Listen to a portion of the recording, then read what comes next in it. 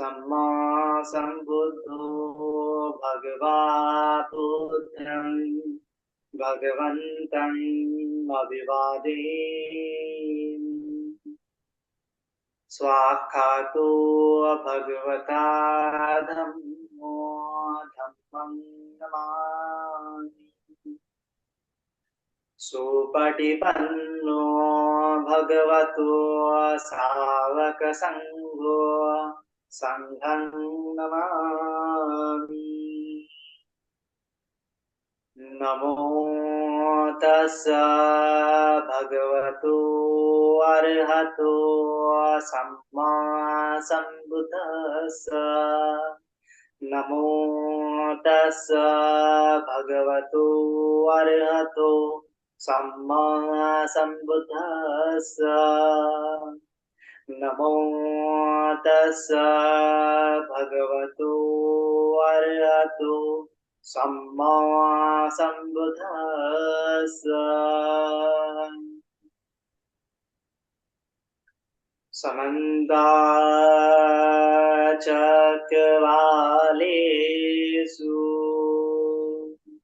अत्रा गच्छन्तु देवता सधम्मं मुनिराजस शृण्वन्तु सद्गमो धम्मश्रवणकालो अयं भदन्ता। धम्मश्रवणकालो अयं भदन्ता। धम्मश्रवणकालो अयं भदन्ताति।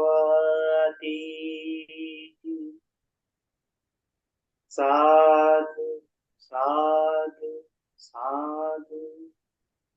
विश्ववंदनीय महाकारुणिक तथागत सम्यक संबुद्ध तथागत द्वारा उपदिष्टित सद्धम्म और तथागत का पवित्र पावन अरिय भिक्खु संघ तीन रत्न को त्रिवार अभिवादन करता हूँ।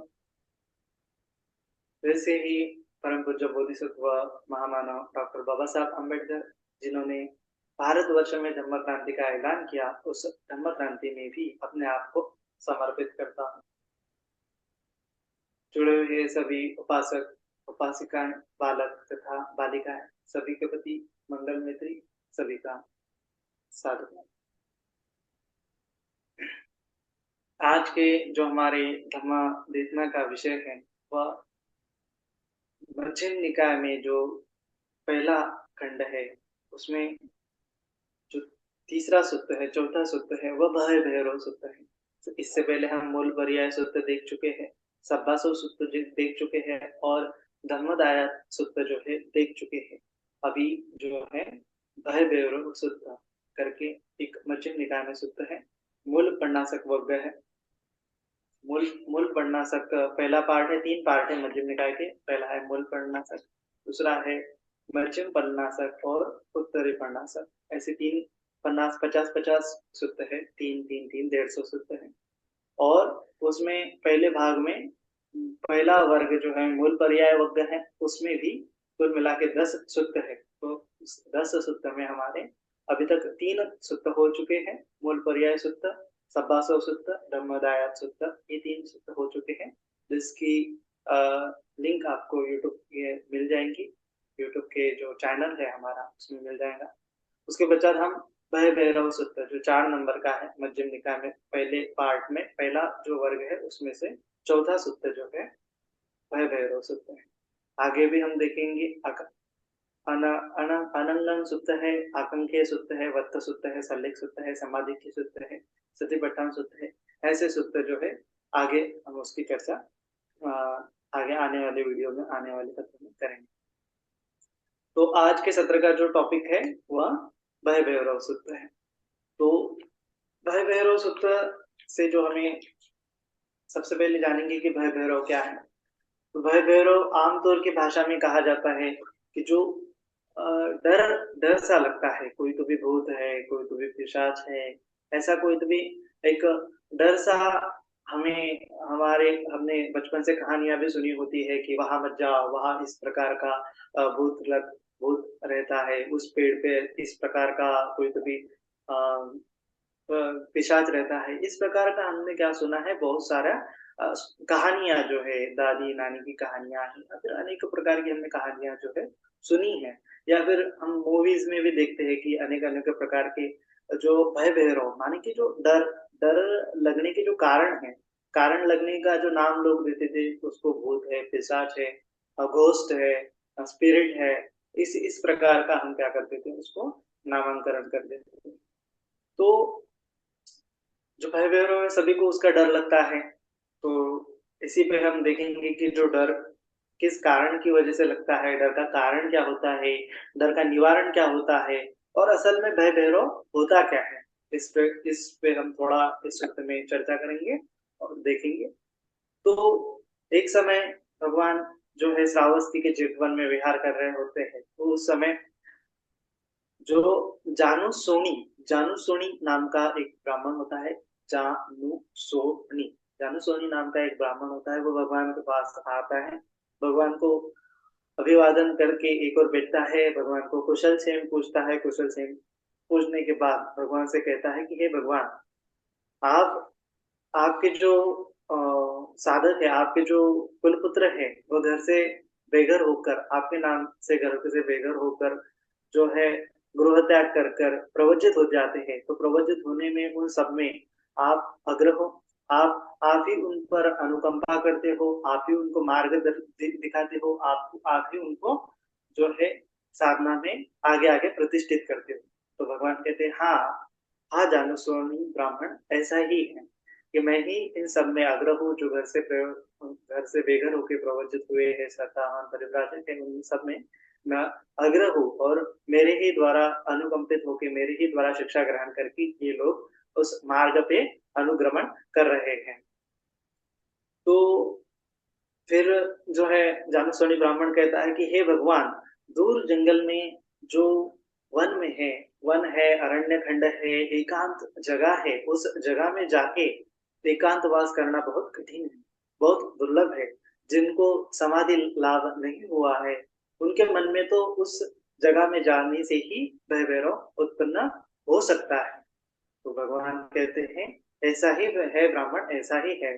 दूर जंगल में जाके, वन खंड में जाके, अरण्य में जाके, अरण्य खंड में जाके एकांतवास करना बहुत कठिन है, और जिनको समाधि लाभ नहीं हुआ है, वह उस स्थल में जाके क्या हो जाता है, उनके मन में भय भैरव उत्पन्न हो सकता है।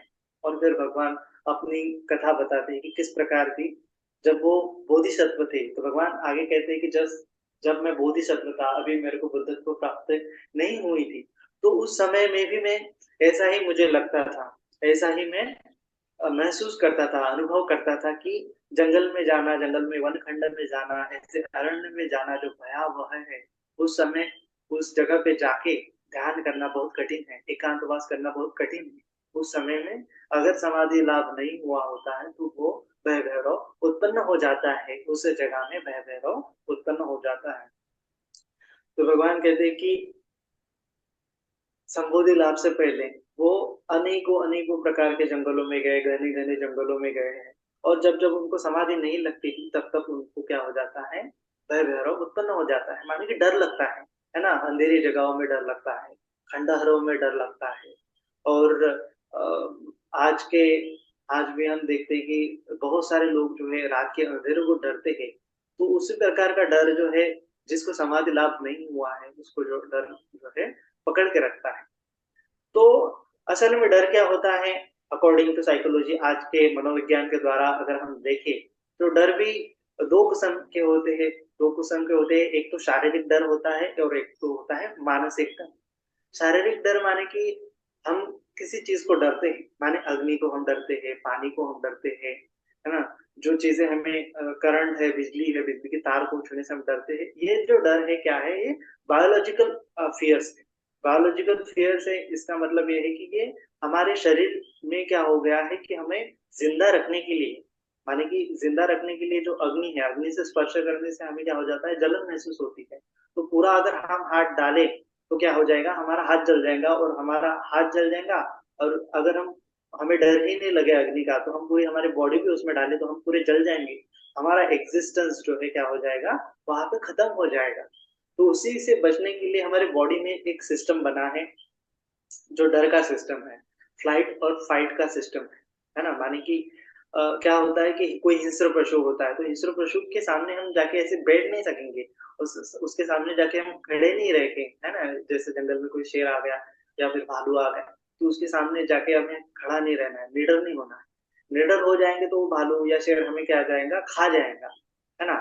इसीलिए हमारे बायोलॉजी में विकास जो हमारी उत्क्रांति हुई है, पशु से लेके बंदर से लेके जो मनुष्य हम बन चुके हैं, आदि मानव है, फिर होमो सेपियंस आज तक हम बन चुके हैं। तो आदि मानव से लेके या फिर बंदर से लेके या फिर किसी भी पशु से लेके जो उत्क्रांति हुई है, तो उत्क्रांति की अवस्था में हमें जिंदा रहना, ये क्या होता, सर्वाइवल ऑफ द फिटेस्ट। इसके लिए हमें क्या होना चाहिए था, हमारी बॉडी जो है, बायोलॉजी जो है, हमारी शरीर की जो रचना है, वो इस प्रकार हुई है कि हमें डर नहीं होता है, तो हम क्या होते हैं, हम मर जाएंगे, है ना? अगर हमें थोड़ा-सा डर लगता है तो क्या हो जाता है कि हम उस डर से बचने के लिए, उस डर की वजह से क्या हो जाता है, हम एक तो उस चीज़ से, हिंस्र पशु है, कोई आग लगी है, उस जगह से बचने के लिए कुछ कोशिश करते हैं, है ना? माने पूरे पूरे रूम में आग लगी है, अगर आग हमें महसूस ही नहीं होती, आग का हमें डर ही नहीं है, तो हम उस आग के लपेट में आ जाएगा, हमारा शरीर जल के खाक हो जाएगा। इसीलिए बायोलॉजी के हिसाब से हमारा विकास ऐसा हुआ है उत्क्रांति की वजह से, कि अगर थोड़ा-सा भी हमें डर दिखाई देता है, बायोलॉजी के अनुसार हमारी शरीर नष्ट होने जाने का हमें डर दिखाई देता है, तो क्या हो जाता है, हम उस समय में 2 ऑप्शन होते हैं, एक तो हम फाइट करते हैं और एक तो हम फ्लाइट करते हैं। एक तो हम लड़ते हैं या तो उस सिचुएशन से भाग जाते हैं, है ना? माने जंगल पे आपके सामने शेर आ गया, तो 2 ऑप्शन है, एक तो भागो या फिर उसका सामना करो और ज़िंदा रहो। अगर 2 चीज़ें नहीं कर सकोगे तो क्या हो जाएगा, तुम मर जाओगे, है ना? तो उस शेर से लड़े भी नहीं तो क्या हो जाएगा, तुम मर जाओगे।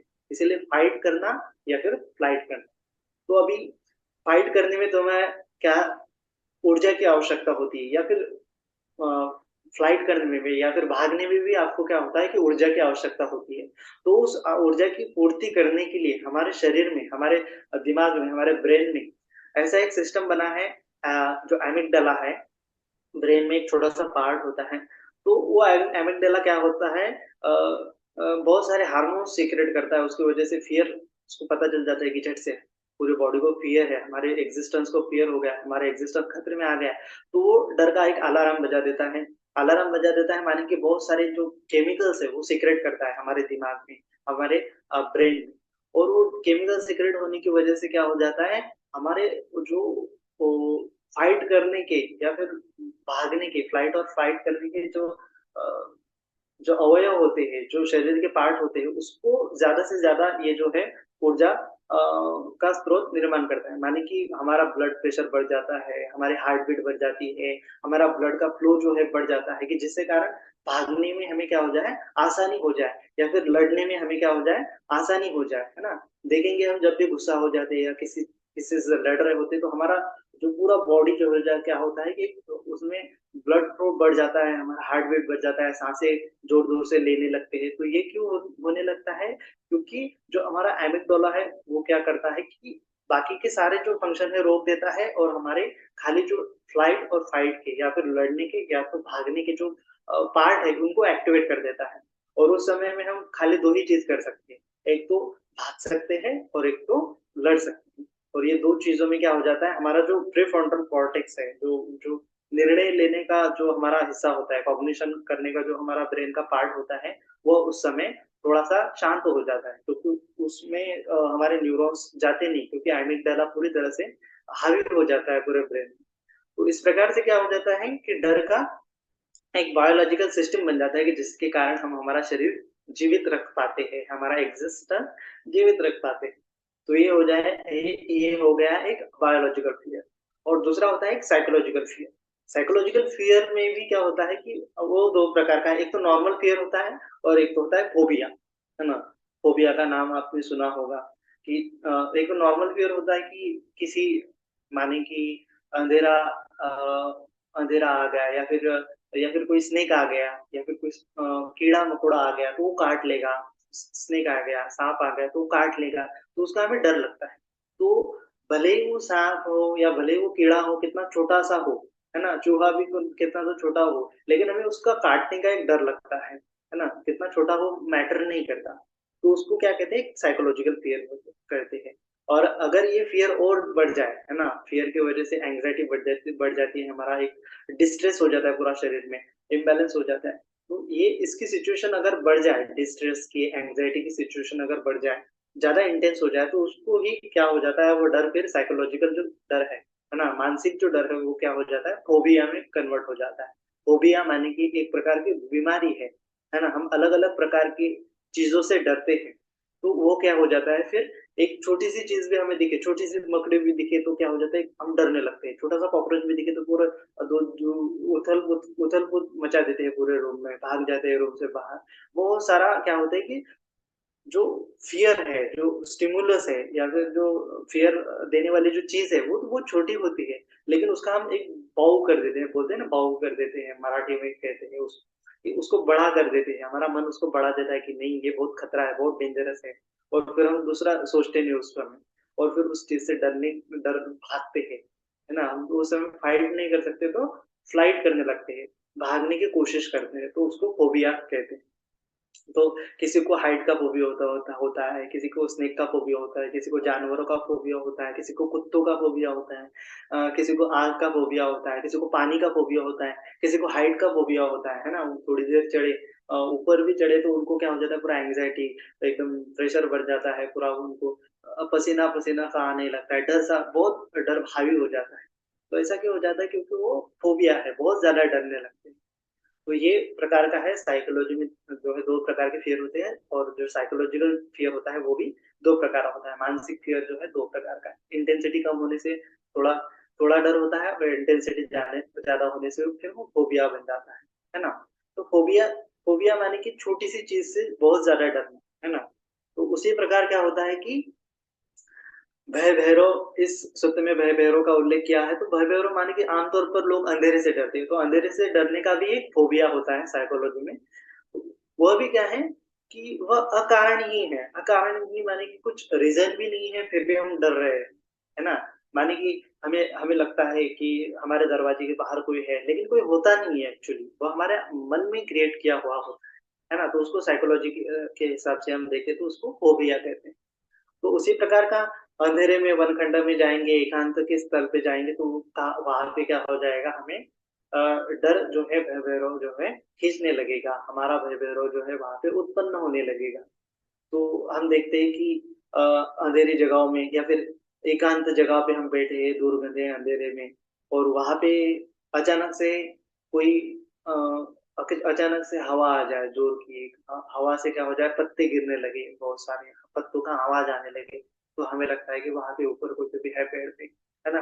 या फिर भगवान कहते हैं कि वो उनका एक्सपीरियंस बताते हैं कि जब मुझे अरण्य में जाता था, और अरण्य में जाने से फिर मेरे को लगता था कि यहाँ पे भय भैरव क्या है? मुझे देखना चाहिए कि एग्ज़ैक्टली डर क्या होता है, किस कारण की वज़ह से होता है। तो लोग कहते हैं ना कि लोग अनेकों प्रकार की पूजा विधि वगैरह करते थे, तो वहाँ पे क्या करते थे, वो अ, बकरे वगैरह काट देते थे, अनेक प्रकार की बलियाँ वहाँ पे देते थे। तो बलि देने के स्पॉट पे हमेशा क्या माना जाता था कि वहाँ पे जाना नहीं, है ना? और बलि आमतौर पे गाँव के बाहर होती है, दूर एक आधे जंगल में जाके एक कोई तो भी स्पॉट होता है, और वहाँ पे वो बलि देते थे। तो वहाँ पे जाना बहुत डेंजरस माना जाता था, क्योंकि वहाँ पे भूत पिशाच रहते हैं, ऐसा लोगों का मानना होता था। तो बोधिसत्व जो हमारे थे, तो बोधिसत्व को देखना था कि भय भैरव कैसा होता है ना? तो कैसा होता है, तो उनकी क्यूरियोसिटी होने की वजह से वो फिर सोचते हैं कि मुझे भी उस जगह पे जाना चाहिए। तो उस जगह पे जाने के लिए वो क्या करते थे, कोशिश करते थे। लेकिन वहाँ जाके वो ध्यान करने लगते थे। जैसे स्मशान घाट में भी बहुत सारे लोग कहते हैं ना कि वहाँ पे जाना नहीं होता, वहाँ पे भूत पिशाच होते हैं। तो ऐसी जगह पे वो जाते थे, खंडहरों में जाते थे। तो वहाँ पे जाने से वो ध्यान करने लगते थे। तो ध्यान करने में लगते थे तो वो पाते थे कि वहाँ पे भय भैरव का कारण क्या है ना? जैसे खड़ाक से वहाँ से उनको आवाज़ आई, तो आवाज़ आके तो वो देखते थे कि आवाज़ तो जो है कोई पशु जो है आ गया, कोई मोर जो है कोई आवाज कर रहा है, पत्तों को हिला रहा है, अपने पंखों को हिला रहा है, कोई पशु जो है चीख रहा है ना? रात के समय अनेक-अनेक प्रकार के जानवर जो चीखते हैं, तो वह ये सब भय-भैरव को खोजने की चेष्टा तो करते थे, लेकिन उनको कुछ मिलता नहीं था। उनको ये मिल जाता था कि कोई पशु चीख रहा है, कोई प्राणी हिल रहा है जिसकी वजह से पत्ते हिल रहे हैं, कोई अचानक से हवा आ जाती है और फिर पेड़ हिलने लगता है। तो वो देखते हैं कि भय-भैरव तो कुछ नहीं होता। ये तो सब क्या होते हैं, छोटे-छोटे स्टिमुलस होते हैं, छोटे-छोटे कारणों की वजह से क्या हो जाता है, एक एकांत स्तर में क्या हो जाता है, एक अशांति अशांति छा जाती है, थोड़ी-सी कारण की वजह से, पत्ते हिलने की वजह से, कोई जानवर चिल्लाने की वजह से अशांति निर्माण हो जाती है। तो वह अशांति ही क्या हो जाती है, हमारे मन में बैठती है और भय-भैरव उत्पन्न हो जाता है ना?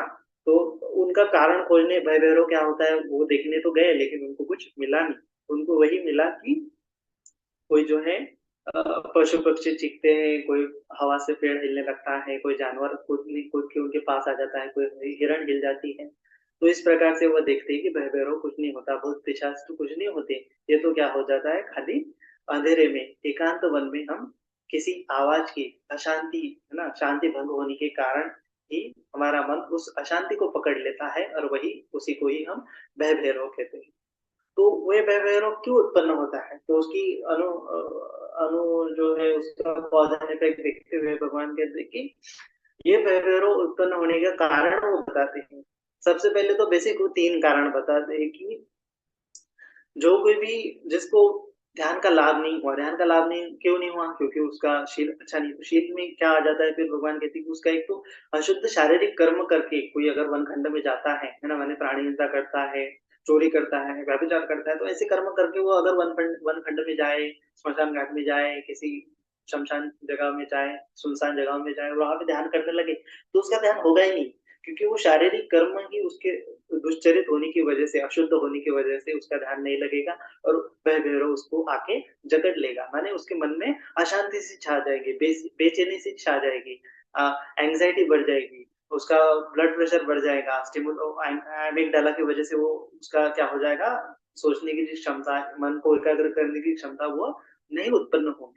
तो उसको ही क्या कहा है, भय भैरव कहा गया है। तो भय भैरव होने की वजह से एंग्ज़ायटी लेवल बढ़ जाएगा, डिस्ट्रेस लेवल बढ़ जाएगा, एड्रेनालिन ग्लैंड का सिक्रेशन ज़्यादा हो जाएगा, जिससे पसीना छूटेगा, हार्ट बीट ज़्यादा बढ़ने लगेगी। उसको ही हम डर कहते हैं, भय भैरव कहते हैं।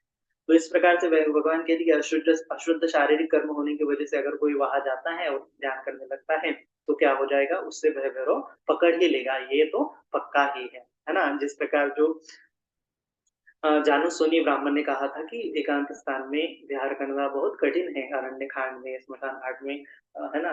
समाधि का लाभ करना, विहार करना बहुत कठिन है। जिसको समाधि का लाभ नहीं हुआ, उसको उसके मन में तो भय भैरव उत्पन्न हो गया ही होगा। तो भगवान उसको कहते हैं कि हाँ, ऐसा ही है।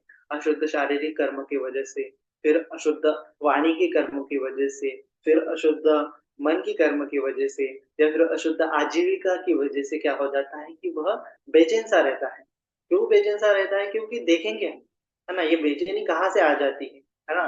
हम गुस्सा गुस्सा क्यों करने लगते हैं? क्योंकि बेचैनी आ गई। बेचैनी क्यों आ गई है? क्योंकि सामने वाले ने कुछ कह दिया। सामने वाले ने कुछ कह दिया तो उसको हम क्या करते हैं? रिएक्ट करते हैं और रिएक्ट करने की वजह से ही वो गुस्सा जो है, विहिंसा का भाव हमारे मन में उत्पन्न होता है। हिंसा का भाव उत्पन्न होने की वजह से ही प्राणी हिंसा हम करते हैं, प्राणी हिंसा का शील हम तोड़ देते हैं। अधीर-न-दाना का शील भी हम लोभ उत्पन्न होने की वजह से ही तोड़ देते हैं, है ना? मोह उत्पन्न होने की वजह से ही तोड़ देते हैं। कामेषु का शील भी हम लोभ उत्पन्न होने की वजह से ही तोड़ देते हैं, मोह उत्पन्न होने की वजह से ही तोड़ देते हैं, है ना? तो इस प्रकार हम देखेंगे कि काया, वाचा और मन के जो कर्म हैं, हम क्यों तोड़ देते हैं? क्योंकि लोभ, द्वेष, मोह उत्पन्न हो जाता है ना? और उसी के कारण क्या हो जाता है, बेचैन-सा लगते हैं। हमारा जो हमें जो हमारी जो चाहत होती है, वो चाहत परिपूर्ण नहीं होने के कारण क्या हो जाता है, यमपिंचन न लभते तमपि दुःखम्, दुःख उत्पन्न होने लगता है। भले ही वो मानसिक तौर पे हो या फिर शारीरिक तौर पे हो। तो इस प्रकार जो अगर भगवान कहते हैं कि इसके अपोज़िट अगर करें, है ना? कोई व्यक्ति जो है शरीर का उसका शरीर शुद्ध है, शारीरिक कर्म से वो शुद्ध है, परिशुद्ध है। मानसिक कर्म से वो परिशुद्ध है, वाणी के कर्म से अगर वो परिशुद्ध है और वह अगर भय भय भैरव के एकांत स्थल में जाता है, भय भैरव के ठिकान स्मशान घाटों में जाता है, वनखंड में जाता है और वहां पे विहार करने लगता है, तो उसको क्या हो जाएगा, भय भैरव पकड़ेगा नहीं। तो बोधिसत्व जो है, बोधिसत्व उस समय ऐसा विचार करते हैं कि मैं तो पूरी तरह से मेरी जो शारीरिक कर्म है शुद्ध है, वाचिक कर्म जो शुद्ध है, परिशुद्ध है, मानसिक कर्म भी परिशुद्ध है और परिशुद्ध होने के कारण मुझे भय भैरव से डरने की कोई वजह नहीं है। तो इस प्रकार वह ऐसा सोच के फिर एकांत स्थान में जाते हैं, घने से घने जंगलों में जाते हैं, है ना? स्मशान घाटों में जाके क्या करते हैं, ध्यान साधना करते हैं और वो जानते हैं कि अशुद्ध कर्म होने की वजह से ही भय-भैरव उत्पन्न होता है और मेरे तो अशुद्ध कर्म नहीं है, मेरे तो शुद्ध है, परिशुद्ध कर्म है, कायिक कर्म, वाचिक कर्म, मानसिक कर्म शुद्ध होने के कारण मेरी आजीविका भी शुद्ध है, तो शुद्ध होने के कारण मुझे भय-भैरव पकड़ेगा नहीं। तो इस प्रकार से भय-भैरव नहीं पकड़ेगा तो फिर वो जाके देखते हैं और सच में उनको वैसा ही होता है कि भय-भैरव पकड़ नहीं पाता, है ना? वो देखते हैं कि किस कारण भय-भैरव उत्पन्न होता है, तो वो वहाँ जाके देखते हैं और वहाँ देखने की वजह से उनको कारण पता चल जाता है कि हाँ, अरे कोई जानवर यहाँ पे उछल-कूद कर रहा है, अरे कोई जानवर वहाँ पे चीख रहा है। हाँ, और ये जो हवा की वजह से पत्ते हिल रहे हैं, जिसकी वजह से मुझे भय-भैरव उत्पन्न हुआ है। तो ऐसे सोच के उस ऐसा उसका अन्वेषण करके उनमें भय-भैरव नहीं उत्पन्न हो पाता था और उत्पन्न हुआ भय-भैरव भी नष्ट हो जाता था। तो इसी प्रकार भगवान आगे भी कहते हैं कि अ, अगर किसी के मन में हिंसा युक्त भाव है, हिंसा युक्त विचार उसके मन में चल रहे हैं, तो क्या हो जाएगा, वो भय भैरव के ठिकान में नहीं जा पाएगा और ब फिर बोधिसत्व सोचते हैं कि मेरा तो हिंसा युक्त भाव नहीं है ना? मेरा तो अहिंसा का शुद्ध संकल्प मैंने मन में ढाला है, तो मुझे डरने की कोई आवश्यकता नहीं, ऐसा सोच के और वो सोचते आगे बताते हैं कि कोई शारीरिक आलस्य में रहता है, कोई मानसिक आलस्य में रहता है, तो वो भी क्या हो जाएगा, एकांत स्थल में जाएगा, तो उसको भय भैरव पकड़ लेगा। कोई स्वार्थी होता है, दूसरों की निंदा करने लगता है, कोई आलसी होता है, डरने वाले स्वभाव का होता है, तो क्या हो जाएगा उसको भय-भैरव पकड़ेगा ही पकड़ेगा। कोई लाभ सत्कार आदि का जो है लोभी होता है, खुद की स्तुति करने वाला होता है, आलसी होता है, उद्योगहीन होता है, स्मरण और जागरूकता उसके पास नहीं होती है, व्यग्र और विभ्रांत चित्त वाला होता है और कोई-कोई तो मानिए कि पागल भी होता है। तो ऐसे लोग अगर वनखंड में जाएँगे, एकांत स्थल में जाएँगे, श्मशान घाट में जाएँगे, अरण्य में जाएँगे, घने जंगलों में जाएँगे, तो उनको 100% भय-भैरव पकड़ेगा ही पकड़ेगा। तो बोधिसत्व ऐसा विचार करते हैं कि मैं इन सब से तो अछूता हूँ, है ना? मैं तो हिंसा युक्त भाव मेरे मन में नहीं, आलस्य नहीं है, मैं तो उद्यत रही हूँ, मैं तो स्वार्थी भी नहीं हूँ, दूसरों की निंदा भी नहीं करता, लोभ की आकांक्षा भी नहीं करता, लाभ सत्कार की आकांक्षा भी नहीं करता, है ना? मैं तो साहसी हूँ, विद्रोह भी नहीं हूँ, है ना? निडर हूँ, उद्योग उद्योग करने वाला हूँ, स्मरण और जागरूकता रखने वाला हूँ, व्यग्र और विभ्रांत चित्त मेरा नहीं है ना? वाइड बुद्धि का तो नहीं नहीं हूँ, है ना? तो इसी प्रकार विचार करके वो क्या चाहते हैं फिर भय-भैरव से छुटकारा पा छुटकारा पाने के लिए वो जाते, देखते हैं कि भय-भैरव असल में क्या है, लेकिन उनको कुछ दिखाई नहीं देता। है ना? और फिर वो देखते हैं कि किस प्रकार से उसको उन भय भैरव तो उनको नहीं है, उनको तो पता चल गया कि अभी भय भैरव तो नहीं होता है। तो फिर वो सोचते हैं कि मैं भय भैरव की तलाश में आया हूँ, भय भैरव मुझे मिल नहीं रहा है, ये तो इधर-उधर उछल-कूद करने वाले जानवर है, ये दूसरे ही कारण है कि जिसकी वजह से मुझे भय भैरव की आकांक्षा से जो मैं आया हूँ और वो दिख नहीं रहा है। तो वो सोचते हैं कि मैं समाधि के लिए फिर बैठ गया और मैंने ऐसा सोचा कि मैं भय-भैरव को ढूँढूँ ही क्यों? जब-जब मैं ध्यान करूँ और जब-जब भय-भैरव उत्पन्न हो जाए तब-तब मैं उसको मिटा दूँगा, तो भय-भैरव फिर आएगा ही नहीं, है ना? पहले तो वो जाके मिटाने की चेष्टा करने लगे, लेकिन फिर उन्होंने बाद में क्या किया कि जब-जब समाधि करने लगे और जब-जब उनको भय-भैरव उत्पन्न होने लगा, तब-तब वो क्या करने लगे, उस भय-भैरव को मिटाने लगे। तो कैसे वो भय-भैरव को मिटाते थे? तो वो चक्रमन चलते हुए यदि भी भय भैरव उत्पन्न उनको होता है ना? ऐसे चल रहे हैं, मानो पीछे से उनको लग रहा है कि कोई आग सी है ना? कोई तो भी वहाँ से हिल रहा है, कोई कुछ तो भी है, तो वो चलते हुए ही क्या करते हैं, वो वहाँ पे जाके देखते हैं तो वहाँ पे भय भैरव को खत्म मतलब वहाँ पे कुछ नहीं होता, उनको रीज़न पता चल जाता है कि ये जो डालियाँ हिल रही है, कोई तो भी पशु यहाँ पे हिल रहा है। तो उस प्रकार से क्या हो जाता है, भय भैरव वहाँ पे उनका हट जाता है ना? तो वो असल में यहाँ पे क्या कर रहे हैं हाँ, यहाँ पे क्या कर रहे हैं कि स्टैंडिंग पोज़ीशन में वो डर से क्या कर रहे हैं, लड़ रहे हैं, है ना? फिर वो सोचते हैं कि अगर मैं बैठा हूँ और मतलब मैं उसके भागूंगा नहीं, मैं चलते हुए अगर मुझे भय भैरव उत्पन्न हुआ तो मैं चलते हुए उसको खत्म करूंगा। मैं खड़ा हूँ और खड़ा होते हुए भी भय भैरव मुझे लग रहा है, कहाँ कहीं से मुझे डर के आहट हो रही, किसी कारण की वजह से मुझे डर लग रहा है, तो मैं उस कारण का कन्वेंशन करूंगा, खड़े खड़े रहते ही मैं भय भैरव को मिटा दूंगा, है ना, जो डर है उसको हटा दूंगा खड़े खड़े रहते, कारण को खोजूंगा और वो जो भय भैरव फिर रहेगा ही नहीं, है ना, कारण पता चल गया कि किस कारण वो वहां पे स्टिमुलस हो रहा है, किस कारण की वजह से वो उत्तेजना वहां पे उत्पन्न हो रही है, तो मेरे मन में उत्पन्न हो रही है, तो उसको हटा दिया, कारण का कारण जान दिया, तो डर रहेगा ही नहीं।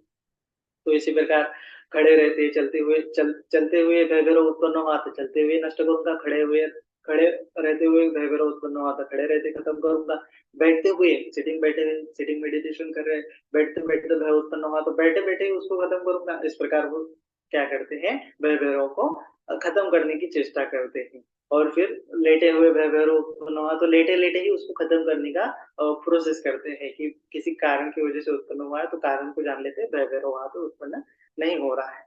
तो खड़े हैं, स्टैंडिंग में है, चलते हुए हैं, बैठे हुए हैं, लेटे हुए हैं, तो उस अवस्था में ही वो कहते हैं कि मैंने उसी उसी अवस्था में भय भैरव को मिटाया है। तो उसी उसी अवस्था में भय भैरव मिटाने का अर्थ यहाँ पे क्या है? तो हम देखते हैं कि साइकोलॉजी के अनुसार हम दो दो देखते हैं ना, भय जब उत्पन्न होता है, एक तो हम फ्लाइट करते हैं, एक तो हम फाइट करते हैं, एक तो हम भाग जाते हैं, एक तो हम लड़ते हैं। तो बोधिसत्व कहते हैं कि भगवान कहते हैं कि हमें भागना नहीं, है ना, हम चल रहे हैं, चलते चलते भय भैरव उत्पन्न हो रहा है, तो चलते चलते ही रुक जाना है और भय भैरव को पूरा एक कंटेम्पलेट करना है, उसको तर्क वितर्क करके देखना है कि किस कारण की वजह से उत्पन्न है, ना कि भागना है ना। भागोगे तो फिर से कभी ना कभी वो संस्कार उत्पन्न होंगे, फिर से भय भैरव उत्पन्न होगा। तो भगवान जो है फ्लाइट की बात नहीं कर रहे, भागने की बात नहीं कर रहे, फाइट की बात कर रहे हैं। फाइट कैसे करना है? चल रहे हैं तो चलते चलते ही फाइट करना है, खड़े होते हुए भय भैरव उत्पन्न होता है तो हिलना नहीं है, इधर उधर दौड़ना वगैरह नहीं है। तुम्हें लग रहा है ना कोई से भी आ रहा है, पीछे से आ रहा है, तो जस्ट देखना है, कैजुअल रहना है, कैजुअल रहते हुए परीक्षण करना है, परीक्षण करके गन्वेषण करना है, गन्वेषण करके कारण को खोजना है, कारण को खोजते हुए कारण का सामना करते हैं, भय का सामना करते हैं और भय खत्म हो जाएगा। भय से अगर तुम भागोगे तो भय क्या हो जाएगा, फिर से उत्पन्न होता ही जाएगा। तो इसीलिए वो फाइट का जो है हमें सुझाव देते हैं। तो इसी इसी को क्या कहा है ना, अगर समाधि में अगर बैठे हैं, समाधि में मतलब सिटिंग पोजीशन में बैठे हैं, सिटिंग पोजीशन में भय उत्पन्न होता है तो ऐसा नहीं कि आंखें खोल लूं, आंखें खोल लूं, देख लूं चारों ओर, हाँ, या फिर खड़े रह लो या फिर चक्रमण कर लो और फिर भय को हटा दो, नहीं, ये तो भागना हो। फाइट करना है तो आंखें बंद करते हुए ही देखना है, कोई पशु होगा, है ना, कोई प्राणी होगा, है ना, कोई आहट कर रहा है, जानवर होगा, हिलाने वाला पत्ते हिलाने वाला हवा होगा। तो इस प्रकार से अन्वेषण करते बैठे बैठे ही आंख न खोलते हुए भी उस डर को क्या करना है, मिटाना है, मानी कि आंखें बंद करते ही उसको क्या करना है, फाइट करना है ना, फाइट करना है और फाइट पर यदि तुमने विजय प्राप्त कर लिया उस समय में, है ना, तो क्या हो जाएगा, वो भय फिर से उत्पन्न नहीं होगा। इसको क्या कहा है, फिर भय भैरव का अंत कहा है ना। तो इस प्रकार इसी इसी को इस प्रोसेस को ही साइकोलॉजी में आजकल की भाषा में सिस्टमैटिक डिसेंसिटाइजेशन बोलते हैं, है ना। डिसेंसिटाइजेशन माने कि जो हमारा किसी कारण की, माने कि किसी को क्या हो जाता है, फोबिया है, स्नेक का फोबिया है, तो स्नेक का नाम सुनते ही उसका पूरा एंजाइटी हो जाता है, उसका ब्लड प्रेशर बढ़ने लगता है, पसीना पसीना सा आ जाता है, तो उसका बॉडी क्या हो जाता है, पूरी तरह से सेंसिटिव हो जाती है, सेंसिटाइजेशन हो जाता है पूरे बॉडी में, है ना, एक प्रकार का सेंसेशन हो जाता है, एक प्रकार की प्रतिक्रिया उसकी बॉडी में उत्पन्न होती है। फिर उसको किसी ने एक फोटो दिखा दिया तो और ज्यादा उसका क्या हो जाएगा, घबराहट बढ़ जाएगी, सेंसिटाइजेशन बढ़ जाएगा। या फिर किसी ने वीडियो ही दिखा दिया और डरा दिया थोड़ा सा तो वो तो पूरा पसीना पसीना होके कोई कोई तो क्या कर लेते हैं, फिर पखना वखना भी क्या कर लेते हैं। तो इसी प्रकार सेंसिटाइजेशन होता है, कोई तो कोई प्रतिक्रिया होती है तो उसको क्या करते हैं, डिसेंसिटाइजेशन करते हैं।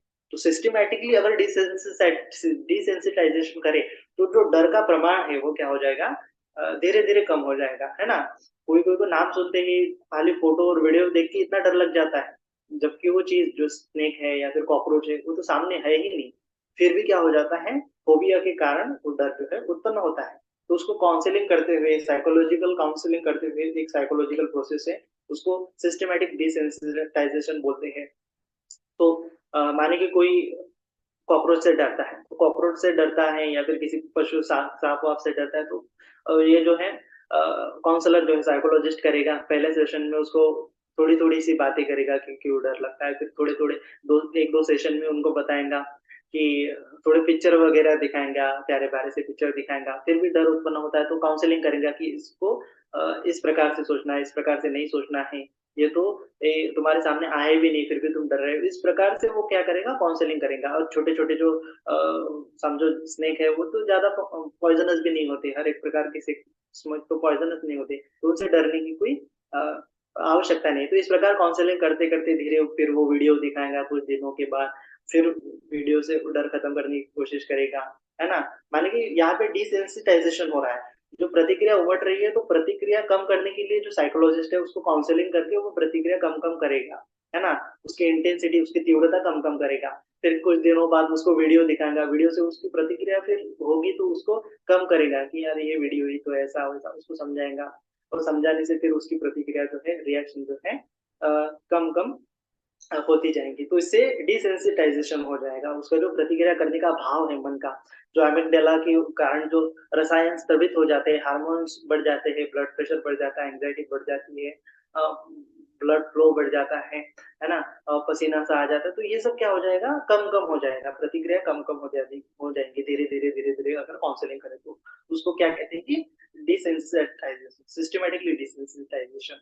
तो इसी प्रकार बोधिसत्व ने भी क्या किया है कि चलते हुए भयभैरव उत्पन्न हुआ है तो चलते हुए उसको देखना है, चलते हुए उसकी कन्विंस ना करनी है और चलते हुए उसको खत्म करना है, ना कि भागना है, ना कि उस जगह से हट जाना है ना?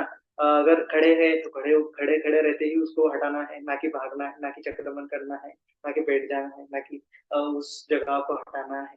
तो डर आ गया तो डर का सामना करना है ना? बैठे हुए हैं तो बैठे हुए ही आँखें बंद किए हुए तो आँखें बंद किए ही उसका सामना करना है, ऐसा लगेगा कि कोई सामने है, ऐसा-वैसा। तो बोधिसत्व क्या करेंगे कि उसको आँखें बंद करके ही जानेंगे ये तो, किसी पशु के कारण ही, पशु के आहट के कारण ही मुझे डर उत्पन्न हो रहा है। तो डर का सामना करने से वो बॉडी क्या हो जाती है, डिसेंसिटाइज़ेशन होती है, जो एमिग्डाला का रिस्पॉन्स है, रिएक्शन करने की जो प्रक्रिया है, वो धीरे-धीरे कम होने लगती है, जिससे डर भी क्या होता है, कम होने लगता है। तो इसी प्रकार डिसेंसिटाइज़ेशन होने के बाद भगवान कहते हैं कि मैं डर को इसी प्रकार हटाता था, है ना? उसका सामना करके हटाता था, ना कि फ्लाइट के कारण फाइट करने के कारण ही हटाते थे। तो आपको भी जब-जब डर लगे तो क्या कर सकते हैं आप? फाइट करके उस डर को हटा सकते हैं। तो ऐसा करने से क्या हो जाएगा, उनका डर जो है कम कम-कम होने लगा। और कई-कई जो है भगवान के टाइम में तो ऐसे लोग थे, बोधिसत्व के टाइम में ऐसे-ऐसे लोग थे, भगवान आगे बताते हैं सुत्त में कि जो कुछ-कुछ श्रमण ऐसे ब्राह्मण ऐसे होते हैं कि जो रात के समय दिन का अनुभव करते हुए विहार करते थे, दिन के समय रात का अनुभव करके विहार करते थे, है ना? माने रात है, पूरा अंधेरा है तो उस समय वो दिन के जैसा उजाला है ऐसा सोच के विहार करते थे।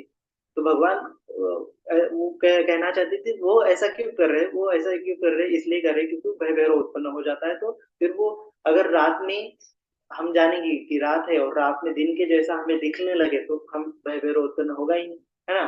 तो इसी प्रकार भय-भैरव को मिटाना उचित नहीं है। ये इस प्रकार की जो प्रक्रिया करने वाले जो श्रमण ब्राह्मण हैं, भगवान कहते हैं कि ये सम्मोहन का उपयोग करते हैं, हिप्नोटाइज़ेशन का उपयोग करते हैं, कि जिसकी वजह से थोड़ा-सा तो उनका भय-भैरव खत्म होने लगता है, लेकिन पूरी तरह से जड़ से खत्म नहीं हो पाता है ना? तो इसको भगवान क्या कहते हैं कि सम्मोहन विहार कहते हैं, हिप्नोटाइज़ेशन विहार कहते हैं।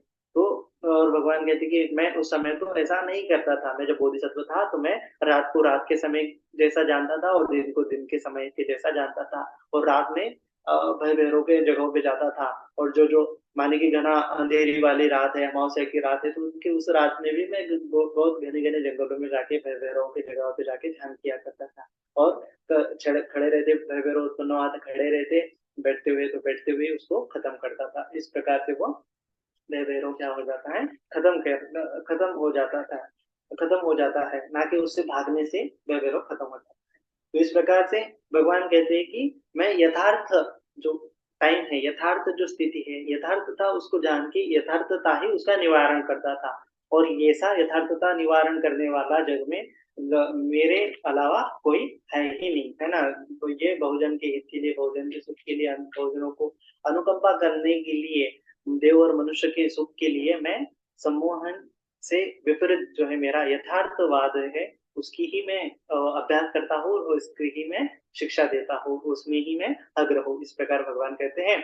और भगवान कहते हैं कि मेरी जब मुझे उत्साह उत्पन्न होता था, जब मैं भय भैरव को हटाने की मतलब हटाने लगता और मुझे लगता है कि अभी मैं भय भैरव तो हटा हटा सकता हूँ, तो इस प्रकार मेरा उत्साह और बढ़ जाता था, और बढ़ जाने के कारण मेरी स्मृति और बढ़ जाती थी, और स्मृति बढ़ने के कारण मैं फिर ध्यान में और समाधि में लीन होता जाता था, और समाधि में लीन होने के कारण वितर्क विचार के साथ प्रथम ध्यान मैंने उपलब्ध किया, फिर द्वितीय ध्यान मैंने उपलब्ध किया, फिर तृतीय ध्यान मैंने उपलब्ध किया, चतुर्थ ध्यान मैंने उपलब्ध किया। तो इस प्रकार मैंने क्या कर दिया, डर का पूरी तरह से यथार्थ उनको जान के, डर को यथार्थता जान के, उसके कारण को जान के, उसको हटा के पूरी तरह से as it is with cause and effect, है ना, पूरा कन्वेंशन करके, पूरा परीक्षण करके उसको हटाया, ना कि सम्मोहन के द्वारा, ना कि भागने के द्वारा, पूरा सामना करके मैंने क्या कर दिया, भैरव को हटाने से मेरा चित्त जो है शांत कर लिया है। अब मेरे चित्त में किसी भी प्रकार का लोभ द्वेष नहीं रहा है, भय भी नहीं रहा है ना।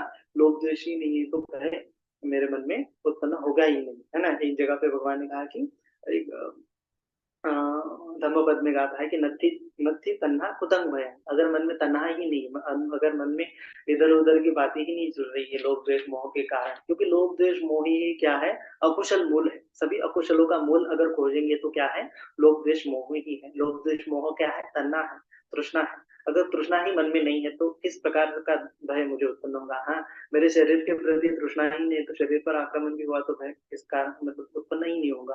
तो नत्थी तन्ना कुतंग भयम। तो मुझे तन्ना ही नहीं थी, तन्ना ही मैंने खत्म कर ली, प्रथम ध्यान, द्वितीय ध्यान, तृतीय ध्यान प्राप्त करके चतुर्थ ध्यान बाकी, तो मुझे भय किस बात का।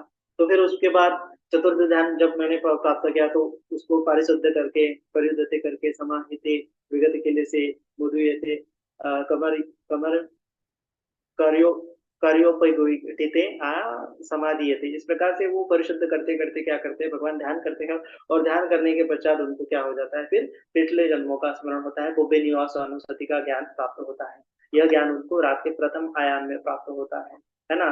और फिर प्रथम आयाम में उनको पिछले जन्मों का स्मरण होता है, हजारों लाखों करोड़ों सालों, करोड़ों करोड़ों सालों पीछे जाते हैं, देखते हैं कि उनके कितने कितने कितने जन्म हुए हैं, एक एक प्रकार के जन्म कैसा हुआ है, किस प्रकार से हुआ है, उनका गोत्र क्या था, उनके माता पिता कौन थे, किस प्रकार का वे व्यवसाय करते थे, किस प्रकार के अनुभव उनको, तो सब सब जानते।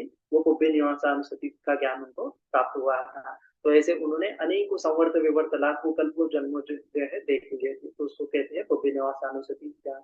फिर से चतुर्थ ध्यान को शुद्ध करते करते रात के दूसरे आयाम में उनको दूसरा ज्ञान प्राप्त हुआ, उसको दिव्य चक्षु ज्ञान प्राप्त हुआ। दिव्य चक्षु से वो जानते हैं कि जो प्राणी हैं, जो कुशल कर्म करते हैं, वो किस प्रकार सुगति से जाते हैं, और जो प्राणी है, जो मिथ्या दृष्टि में रहने वाले हैं, दुश्चरित करने वाले हैं, शीलों को भंग करने वाले प्राणी जो हैं, फिर मरणों के उपरांत क्या हो जाते हैं, निरय में जाते हैं, नरक में जाते हैं। तो उनको भगवान ने देखा, और मतलब बोधिसत्व ने देखा, और फिर वो अ, उसको देखने की जो दृष्टि है उसको ही दिव्य दृष्टि कहते हैं। तो दिव्य दृष्टि का ज्ञान उनको प्राप्त हुआ। तो उन्होंने कितने प्राणियों को देखा, तो एक चक्रवाल में रहने वाले, एक सोलर सिस्टम में रहने वाले जितने प्राणी हैं, ऐसे अनंत चक्रवालों में, है ना, लाखों सोलर सिस्टम में रहने वाले प्राणियों को उन्होंने देखा, और उनको ही देखा कि सुगति को जाके जाते हुए देखा, दुर्गति को जाते हुए देखा।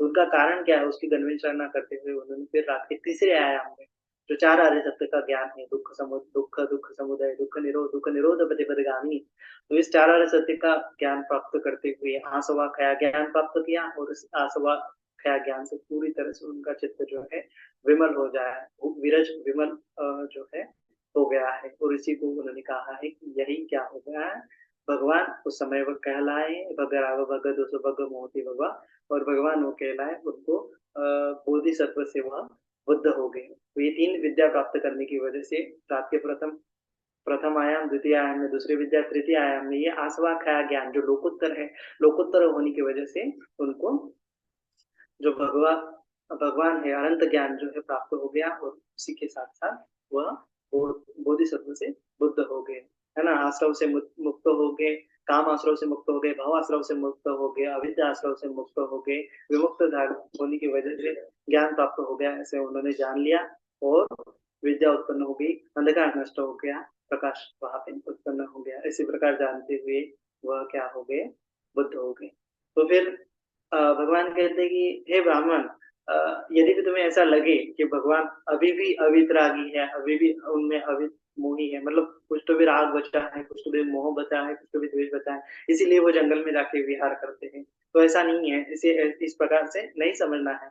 भगवान 2 कारण की वजह से क्या करते हैं, जंगल में जाके विहार करते हैं। तो भगवान कहते हैं कि ये 2 कारण की वजह से मैं अरण्य, वनखंड या एकांत में विहार करता हूँ। एक तो मेरे शरीर को विश्रांति की आवश्यकता होती है, यह एक कारण है, और दूसरा यह कारण है कि आने वाली पीढ़ी पर मैं अनुकंपा करता हूँ, इसीलिए मैं एकांत जगह पे जाके विहार करता हूँ। तो इस प्रकार कहने के पश्चात ब्राह्मण कहता है कि अ, भगवान, यही यथार्थतः आपने क्या किया है, आने वाली पीढ़ियों पर अनुकंपा की है, और ऐसे समृद्ध को जो शोभित, ऐसा ही आपका आचरण है। आश्चर्य है गौतम गौतम, आश्चर्य है, आपने किसी उल्टे किए हुए बर्तन को सीधा कर दिया है, झुके हुए को सीधा कर दिया है, बात से भ्रष्ट आदमी को मार्ग दिखाया है, अंधेरे में किसी ने दीप जलाया, उस प्रकार से रोशनी आपने अ, दिखाई है, इस प्रकार से अनेक पर्याय से आपने धर्म को प्रकाशित किया है। हे भगवान, मैं आपको शरण जाता हूँ, धर्म को शरण जाता हूँ, संघ को शरण जाता हूँ, आजीवन मुझे उपासक आपका स्वीकार करो। इस प्रकार ये सूत्र यहाँ पे समाप्त होता है। साधु, साधु, साधु।